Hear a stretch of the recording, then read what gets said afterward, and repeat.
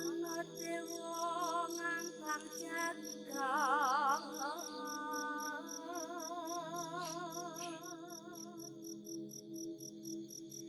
nyangking bokor kencangan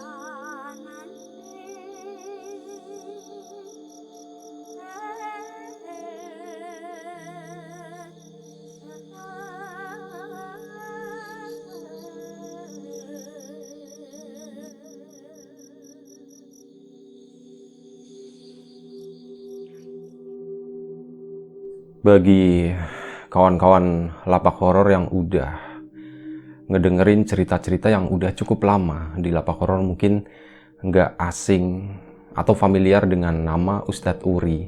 Ya, kali ini di cerita ke-240 di lapak horor ini ada satu cerita dari Ustadz Uri lagi.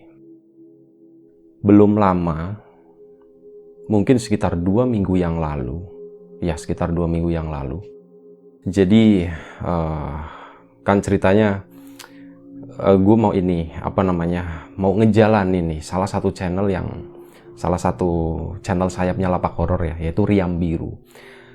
Ceritanya di situ gue mau kolaborasi sama salah satu temen yang udah cukup lama gue kenal. Kebetulan dia itu kayak ya udah terbiasa gitu, punya pengalaman yang cukup banyak tentang hal-hal seperti itu. Dan dia itu adalah salah satu orang yang belajar sama Ustadz Uri tadi. Dan ceritanya waktu itu dia itu mau minta izin, ya udah sekalian aja gue ikut ke sana kan. Di sana dapat satu cerita, intinya diizinkan dan Ustadz Uri itu ngebuka satu cerita lagi. Pernah suatu hari, oh ya lupa ya, sebelum kita ke cerita, seperti biasa gue pengen ngucapin banyak-banyak terima kasih buat kawan-kawan subscriber semuanya. Terima kasih buat kawan-kawan yang udah ngasih support, udah ngasih dukungan. Terima kasih juga buat kawan-kawan yang udah ngasih like, udah nge-share ke yang lainnya.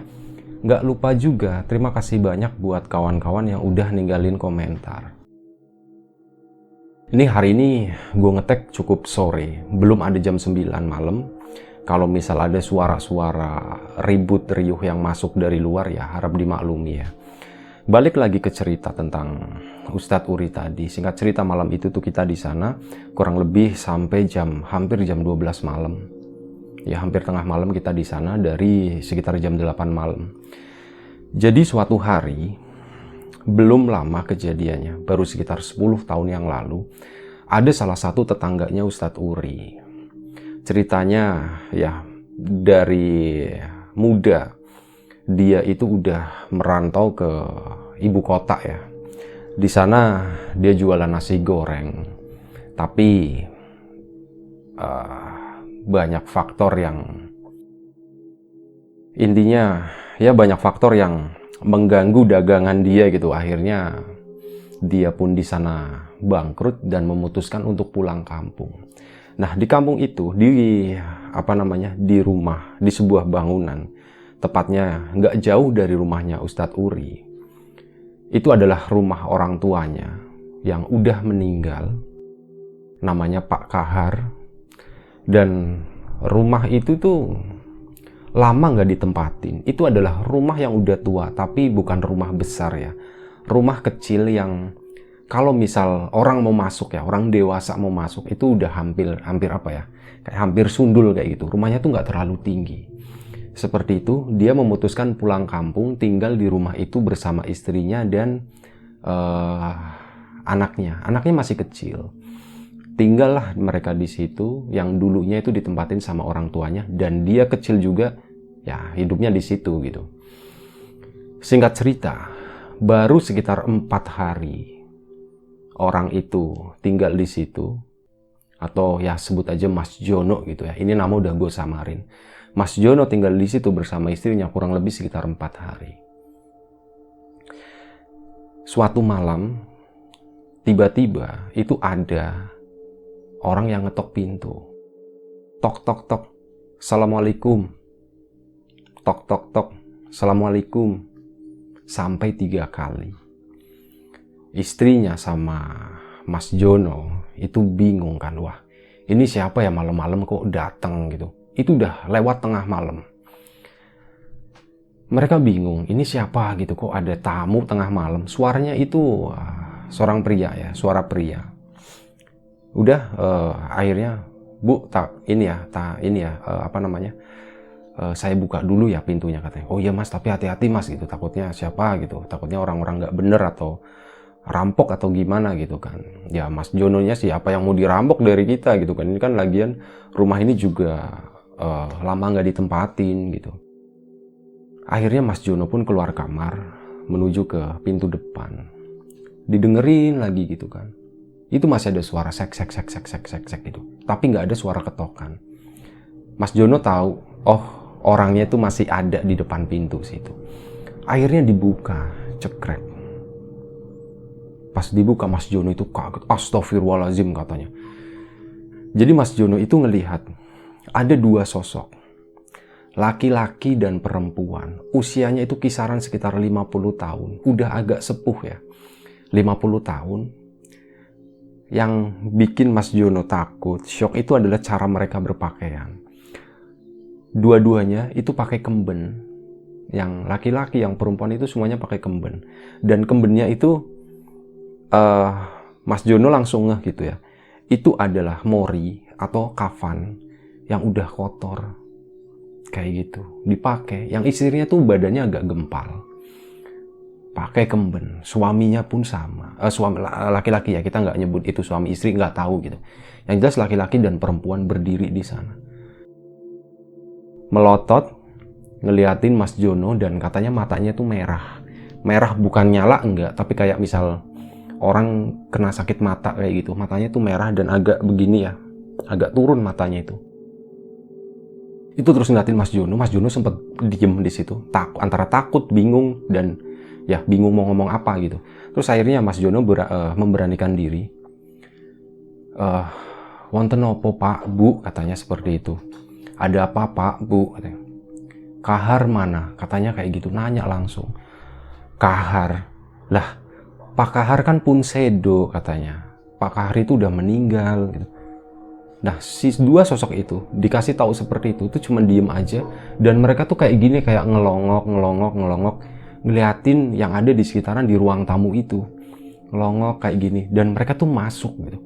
Masuk tanpa permisi, melewati Mas Jono. Mas Jono itu cuman bisa diem karena takut sih ya. Dan ada satu kesan yang katanya itu masih diingat banget, yaitu baunya. Bau dari dua sosok itu baunya itu antara amis dan pesing. Kayak, mohon maaf ya, kayak orang yang mungkin sebulan 2 bulan gak mandi gitu. Lebih mirip kayak baunya kayak orang gila gitu ya. Mohon maaf nih ya. Itu baunya katanya seperti itu, gak enak banget baunya.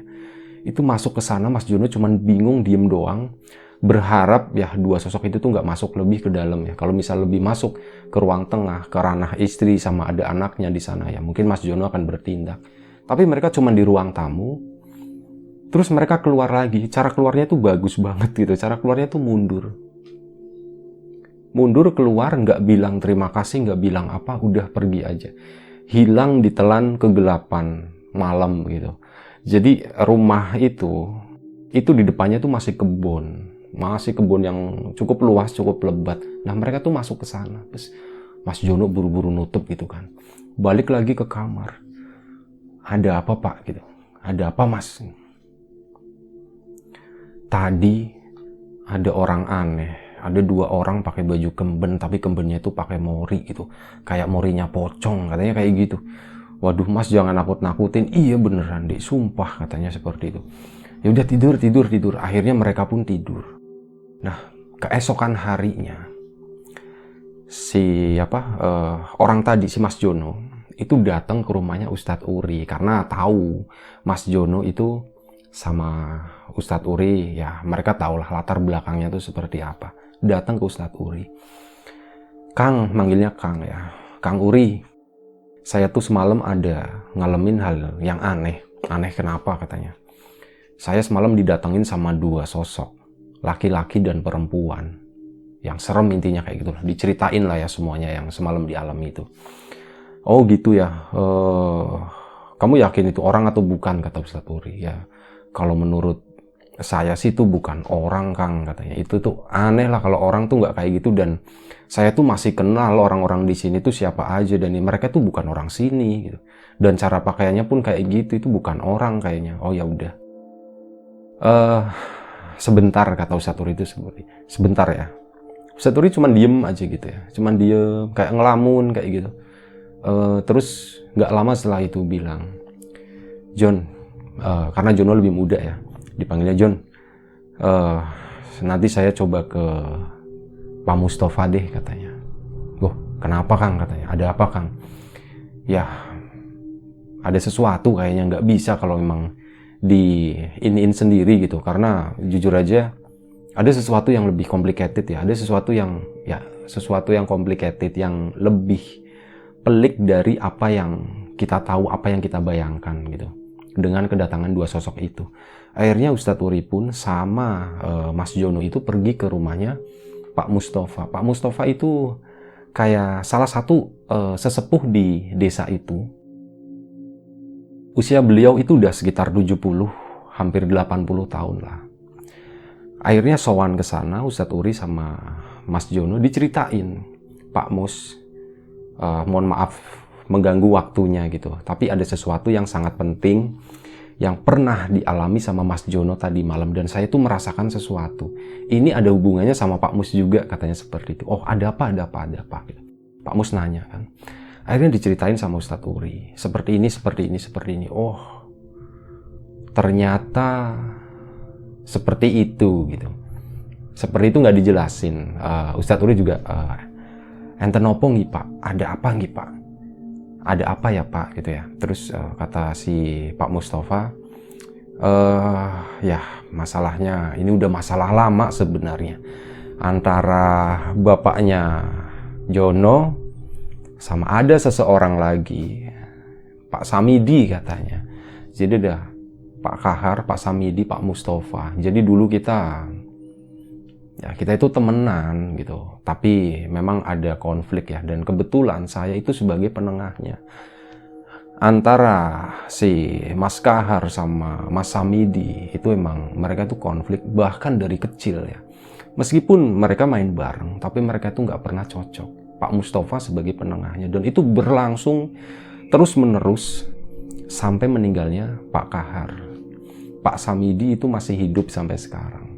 Oh gitu ya, Pak. Iya, ini makanya ya udah deh, nanti saya coba urusin gitu, karena ini menyangkut saya juga. Ada sebuah perjanjian yang pernah dibikin dulu di depan saya, tapi sepertinya ada yang melanggar gitu. Ya si Pak Samidi nih kayaknya melanggar nih. Nggak apa-apa lah ya, diceritain gitu kan. Kamu juga anaknya Pak Kahar, jadi ya kamu harus tahu lah, katanya ke Mas Jono pas bilang kayak, oh iya Pak Mus gitu. Udah akhirnya Mas Jono sama Ustadz Turi pulang. Nggak lama setelah itu, 2 hari setelah itu semuanya lancar-lancar aja, biasa aja. 2 hari kemudian, malam hari lagi, sekitar jam 11 malam, Mas Jono sama istrinya tuh ceritanya lagi, mohon maaf ya, lagi enak-enak gitulah pokoknya. Ada 2 kamar di sana, yang satunya itu kamar buat tidur istrinya, Mas Jono sama anaknya. Ada satu lagi kamar kosong. Nah, Mas Jono sama istrinya pakai kamar kosong dong di sana, enak-enaknya gitu ya. Jangan ketawa nih. Pokoknya mereka lagi itu. Nah, tiba-tiba anaknya tuh nangis. Wah gitu, anaknya masih kecil gitu ya, baru usia berapa sih ya, 2,5 tahun. Itu tiba-tiba nangis, wah gitu, teriak-teriak. Wah, istrinya tahu, aduh sini bangun gitu ya, mau minta netek gitu kan. Akhirnya istrinya buru-buru bangun, itu enak-enaknya belum selesai ya, masih di tengah-tengah, istrinya bangun mau netein anaknya. Langsung menuju ke kamar itu, dan Mas Jononya masih di kamar yang tadi ya, nungguin gitu. Nah, pas istrinya baru nyampe di depan pintu, tiba-tiba istrinya tuh teriak, ya Allah kayak gitu. Astagfirullahaladzim, Mas Jono, katanya. Mas Jononya tuh langsung bangun gitu kan. Bangun ya, katanya waktu itu belum pakai baju gitu. Udah bangun, apa? Iku Mas. Oh, iku apa, katanya.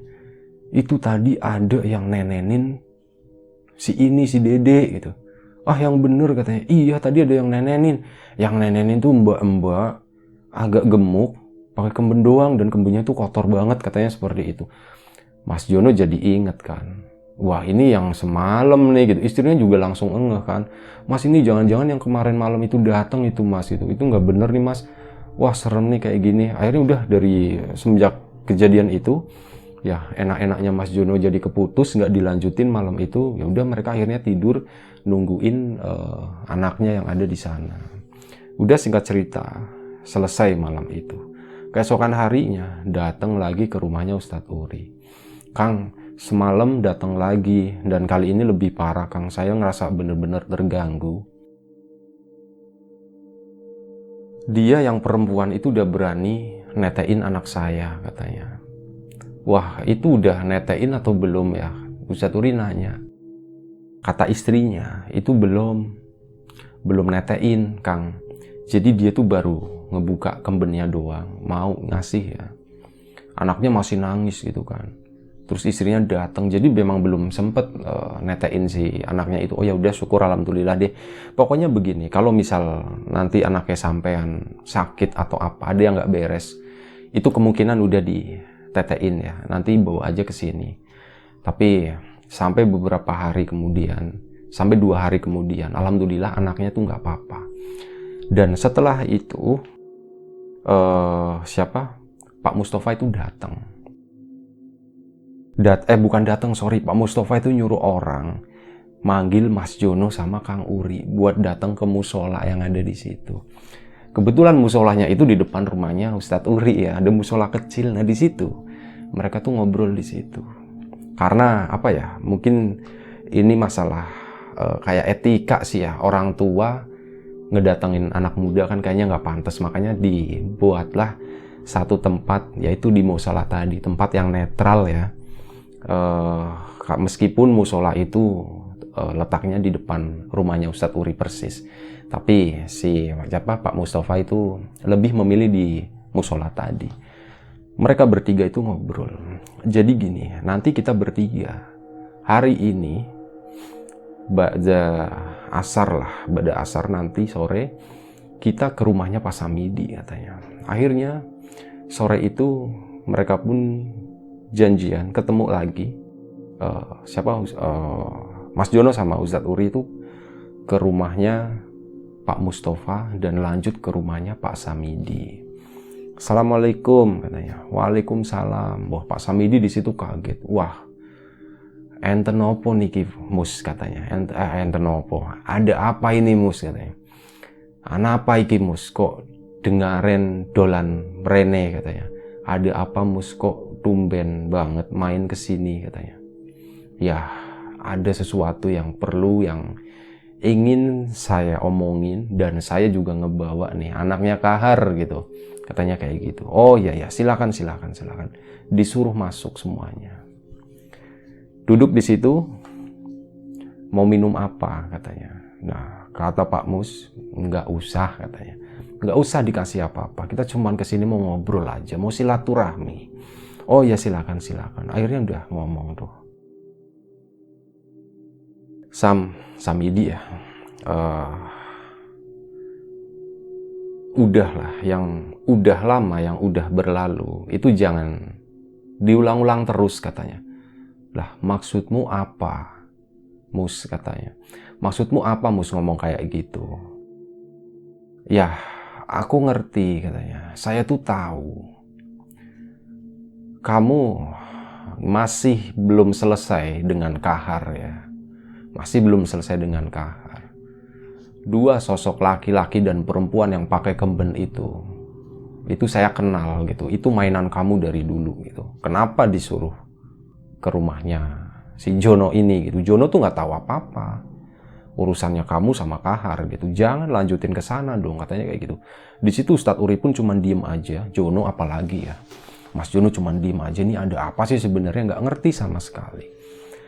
Oh, akhirnya si Pak Samidi pun, oh iya,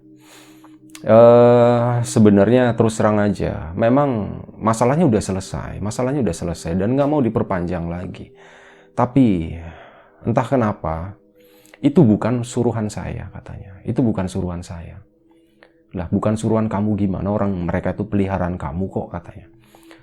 Sumpah Mus, itu bukan suruhan saya. Saya tuh nggak nyuruh sama sekali. Saya nggak minta. Saya tuh nggak nyambat mereka sama sekali. Saya udah lama nggak main kayak gitu. Lah, terus gimana ceritanya dong? Saya nggak tahu. Kita kesana aja. Jadi ada satu tempat di belakang rumahnya Mas Jono yang jaraknya sekitar 40 meter. Di sana tuh ada kayak satu kawasan yang nggak terlalu lebar juga, itu di tengah-tengah kebun ya, tapi kawasan atau tanah itu nggak ada yang punya, nggak tahu siapa. Nah, di sana itu ada makam tua yang pakai batu-batu gitu, ada 2 biji, ada 2 buah. Nggak ada yang tahu itu makam siapa, cuman warga sekitar, warga setempat itu biasa nyebut tempat itu sebagai candi gitu, tapi sebenarnya notabene nggak mirip candi juga sih, itu cuman kayak makam, tapi benar-benar makam tua ya. Udah, kita kesana aja, kata si Pak Samidi ya. Oh oke, ayo kita kesana semuanya. Kapan? Sekarang ya sekarang. Langsung, itu udah sore ya, udah menjelang maghrib.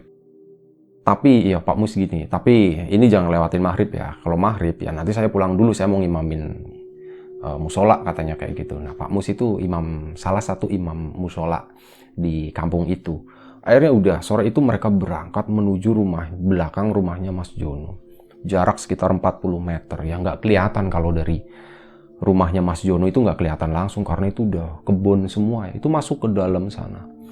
Masuk di depan makam. Di situ siapa namanya? Pak Samidi, Pak Mus, sama Ustadz Uri. Itu mereka kan tiga-tiganya tahu hal seperti itu ya. Bisa merasakan, bisa melihat mungkin. Nah, Mas Jono kan nggak ngerti apa-apa. Akhirnya sama si Pak Mus, Jon, kamu kalau di sini juga nggak ngerti apa-apa, kamu juga nggak ngelihat apa-apa, nggak bisa ngerasain apa-apa, mending kamu pulang aja, temenin istri kamu katanya. Bener aja. Jadi ternyata ada tujuannya ya. Mas Jono pun pulang, ya akhirnya pulang ke rumah, udah nemenin istrinya di sana. Ternyata pas Mas Jono pulang, di rumah itu istrinya lagi di kamar sama anaknya, lagi tiduran kayak gitulah. Intinya kayak ngejagain anaknya, diajak main gitu ya, soalnya mau maghrib kan. Mereka tuh percaya kalau maghrib itu nggak boleh tidur, jadi diusahain nanti tidurnya setelah maghrib. Nah, waktu itu lagi digoda-godain anaknya.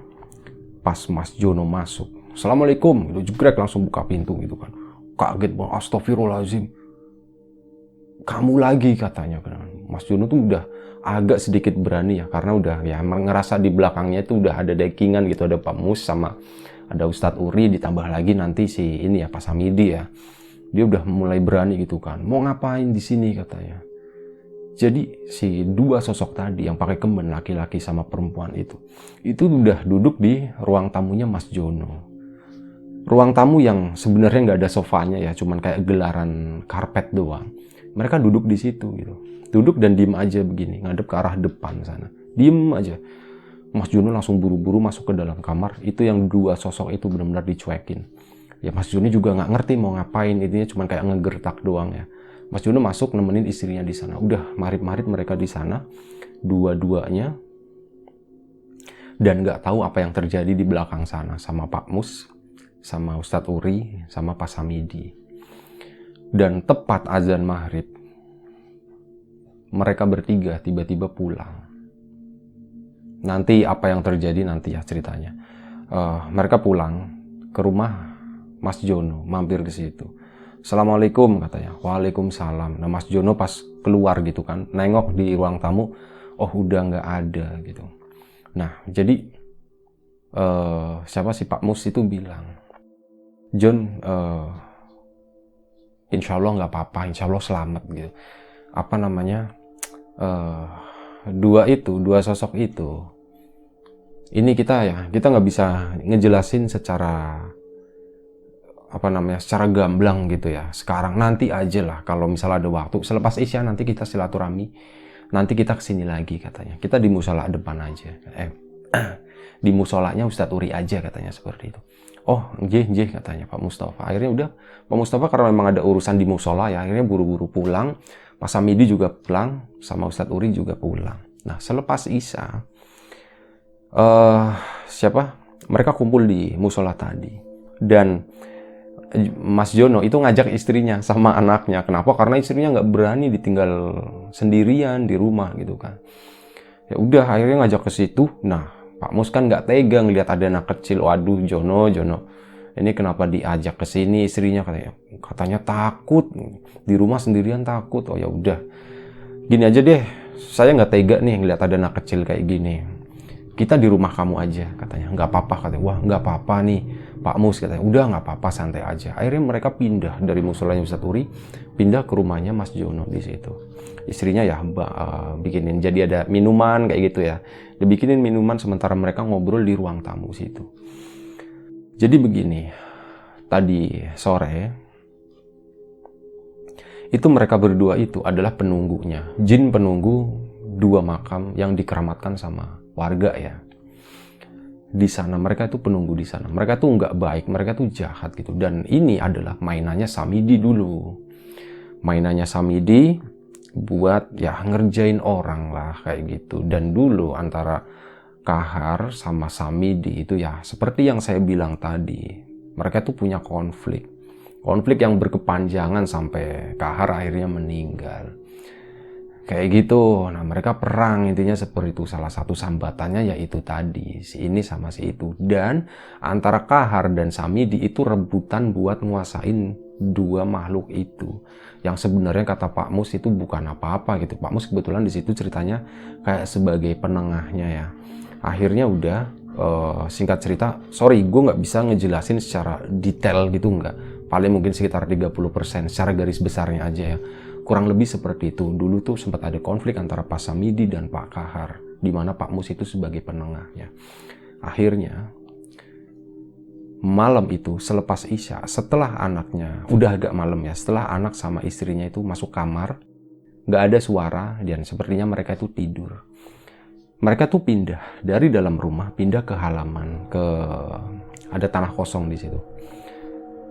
Pindah ke sana, diambil tikarnya, dipindahin ke situ. Di situ ngumpul semuanya. Pak Samidi, Pak Mus, Ustadz Uri sama Jono, sama Mas Jono.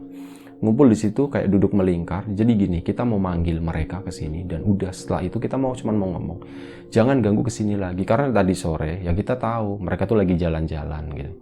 Jadi kita nggak sempet ketemu atau apa gitu ya, karena memang tadi sore itu si 2 sosok itu kan lagi di rumahnya Mas Jono kan waktu itu. Nah, malam itu kayak dipanggil dan Mas Jono sendiri itu nggak bisa ngelihat. Yang ngelihat itu cuma Ustadz Uri dan sisanya ya Pak Mus sama Pak Samidi. Itu katanya kayak boleh dibilang kayak dipanggil gitulah, dipanggil 2 jin itu. Dan nggak lama setelah itu Mas Jono itu katanya ya orang yang nggak bisa ngelihat, dia itu cuman bisa ngerasain kok hawanya jadi nggak enak ya gitu. Hawanya jadi agak sedikit panas, gerah, dan nggak nyaman lah pokoknya seperti itu. Datang dari arah belakang rumahnya Mas Jono, dari arah samping rumahnya. Di situ datangnya pun pelan-pelan, jalannya itu pelan banget gitu. Dengan itu ya kain mori yang apa istilahnya ngeleser ke tanah kayak gitu, jalan ngedeket ke mereka. Akhirnya Pak Mus sama Pak Samidi itu datang. Sam, wis ayo dirampung kayak gitu, diputus. Akhirnya Pak Samidi pun kayak seolah-olah gitu ya, gambarannya mungkin kayak ngomong, udah ya, kita udah nggak ada hubungan gitu. Kita udah putus ya, maksudnya bukan putus cinta ya, maksudnya udah putus, perjanjian kita itu udah putus, udah selesai sampai malam ini gitu. Dan Pak Mus pun kayak ngebantuin, iya udah putus, udah nggak ada urusan, tempat kalian di sana, jangan pernah mengganggu orang-orang di sekitar sini lagi, udah cukup berpuluh-puluh tahun kalian di sini.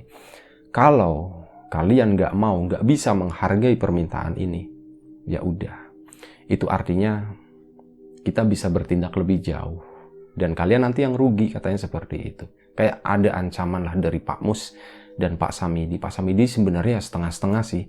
Cuman Pak Mus yang terus negasin supaya mereka itu nggak datang. Dan waktu itu dibilang kayak gitu, tiba-tiba sosok itu kayak pergi. Sorry, tadi videonya sempat keputus. Biasa ada limitasi di kamera ya. Dan kita lanjut lagi. Setelah sosok tadi hilang ya, tiba-tiba dari arah rumahnya Mas Jono itu kedengeran ada suara teriak-teriak istrinya. Tolong, tolong Mas Jono gitu, tolong gitu. Wah, di situ langsung panik dong Mas Jononya bangun. Pak Mustofanya menyusul, yang lain itu menyusul. Langsung Mas Jononya masuk ke dalam rumah. Dan saat masuk ke dalam rumah langsung menuju kamar. Kamarnya dibuka. Ternyata di sana itu nggak ada siapa-siapa. Pak Mustafa langsung lari ke belakang rumah, keluar keluar lewat pintu belakang sana ya, lewat pintu belakang nyariin gitu ya, di mana nggak ada. Dan Pak Mus itu langsung lari ke arah kebun. Ustadz Uri, melu katanya. Ustadz Uri nyusul di belakangnya kan. Mas Jono sama Pak Samidi masih diem aja di situ tapi ngikut ke belakang, tapi agak santai gitu. Nah, Mas Jono di situ masih bingung gitu kan, ngikut akhirnya ke belakang semua. Nah, di belakang di makam tadi, di situ Mas Jono itu ngelihat ya, Ustadz Uri semuanya juga ngelihat ya. Dan kali ini Mas Jono juga ngelihat itu istrinya lagi duduk di atas makam, di tengah-tengah dua makam tadi, lagi duduk di situ, lagi gendong anaknya begini. Dan kayak kayak celinguk, kayak nggak nyadar kalau Pak Mus itu datang. Ada Mas Jono juga gitu, dek dipanggil. Nah, pas Mas Jono mau megang begini langsung ditarik sama Pak Mus. Jon, kosek gitu, nanti dulu, sabar di sini dulu, sabar gitu, jangan dipegang dulu katanya. Udah, akhirnya Pak Mus di situ duduk sama Ustadz Uri. Mereka tuh kayak melakukan sebuah ritual, kayak sebuah doa. Ri, diewangi yo katanya. Ri, dibantuin ya kata Pak Mus. Akhirnya mereka duduk di situ. Pak Samidi di belakang, agak sedikit jauh. Mas Jono di sampingnya, di belakangnya itu ya, di belakangnya siapa? Mereka berdua, Pak Mus sama Ustadz Uri. Mereka kayak berdoa gitu, gue nggak tahu apa yang mereka lakukan, apa yang mereka baca. Intinya seperti itu, mereka melakukan ritual. Dan nggak lama setelah itu, Jon, tarik bojomu, cepet saiki. Jon, itu tarik istri kamu, cepet sekarang katanya. Mas Jono langsung bangun, ditarik istrinya sama anaknya, dipeluk gini. Udah di sini langsung diginiin ya, kayak apa ya, kayak dipegang sama Pak Mus dari atas sampai bawah, kayak diginiin gitu ya. Intinya kayak diobatin lah seperti itu. Mungkin kawan-kawan juga familiar dengan metode pengobatan semacam itu ya. Nah, kayak diobatin seperti itu. Ustadz Uri masih fokus ke arah makam sana. Dan di sana pas lagi pengobatan seperti itu, istrinya udah tenang waktu itu. Mas Jono sempat ngelihat ke arah makam sana. Dan Mas Jono kali ini tuh ngelihat dua sosok itu lagi. Dua sosok itu lagi berdiri di atas makam. Ya kayak masih dengan tatapan yang kosong, mata merahnya ya. Merah bukan menyala ya. Tapi itu entah kenapa kata Mas Jono, itu padahal gelap gitu. Tapi seolah-olah itu kelihatan gitu. Kayak gitu. Anehnya tuh di situ, makanya Mas Jono, kok ini gelap tapi bisa kelihatan ya. Kalau matanya itu merah, kalau putihnya kafannya itu kan masih bisa kelihatan lah di gelap ya, karena warnanya putih. Yang ini yang mata gitu katanya, kok aneh gitu. Ya udahlah, Mas Jono itu waktu itu nggak berpikir pusing dengan masalah itu. Yang jelas dia tuh ngelihat dua sosok itu di sana dan mereka cuman berdiri di sana aja. Ustadz Uri udah masih sibuk dengan ininya, ritualnya. Pak Mustafa udah selesai. Jon, istrimu bawa pulang, masuk ke rumah sana. Akhirnya dibawa pulang. Setelah itu, si Pak Mustafa bangun dan langsung nyekek Pak Samidi. Kok iki durung rampung juga ya, durung kelar juga. Kamu tuh belum selesai juga ya katanya. Kenapa sih masih ngelakuin kayak gini gitu? Selesaiin sekarang juga, malam ini juga, di depan kita katanya. Ditarik begini ya, Pak Samidi tuh nggak berani sama Pak Mus. Udah digituin, dijatuhin di situ, didudukin di sampingnya Ustadz Uri. Selesaikan sekarang katanya. diselesain lah. Akhirnya metode penyelesaiannya gue juga kurang tahu. Itu cuma diceritain sama Ustadz Uri, itu cuman ya udah, intinya di situ dipaksa sama Pak Mus kalau Pak Samidi itu harus memutuskan perjanjian itu gitu. Jadi kayak sebuah perjanjian perjanjian yang lazim dibikin orang-orang yang memelihara jin gitu, untuk memelihara jin untuk suatu keperluan, untuk suatu maksud tertentu. Ya intinya perjanjian seperti itu. Detailnya gue juga nggak tahu gitu. Kurang lebih seperti itu. Nah setelah itu, malam itu selesai. Dan udah dianggap selesai sama Pak Mus, tapi selama beberapa bulan ke depan, Pak Mus sama Ustadz Uri itu masih mengawasi Pak Samidi, sekaligus mengawasi apa-apa, sesuatu, atau ya boleh dibilang kayak sosok-sosok jin yang tergolong kuat, yang bisa diperintah-perintah seperti itu yang ada di kampung itu tuh kayak diawasin gitu. Takutnya ada sesuatu lagi, karena Pak Samidi dari dulu itu mainannya seperti itu. Sebenarnya Pak Kahar juga sama, bapaknya Mas Jono ya. Ya mereka tuh sering perangnya tuh seperti itu. Masalahnya tuh sebenarnya sepele, cuman masalah dari kecil.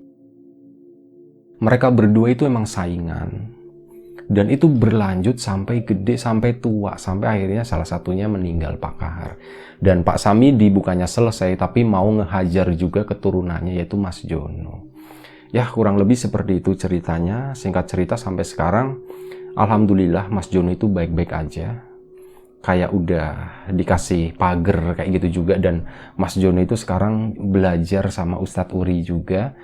Ya tujuannya untuk itu, untuk kayak sebagai bentuk ikhtiar untuk perlindungan diri kayak gitu ya, dari sesuatu yang nggak kelihatan seperti itu. Nah kurang lebih seperti itu ceritanya. Gue mohon maaf misal ada sesuatu yang nggak menyenangkan, ada sesuatu yang nggak mengenakan saat ngebawain cerita ini. Kita ambil aja yang positif dan kita buang jauh-jauh yang negatif. Sekali lagi terima kasih banyak. Mohon maaf juga. Jaga kesehatan kawan-kawan semuanya. Assalamualaikum warahmatullahi wabarakatuh.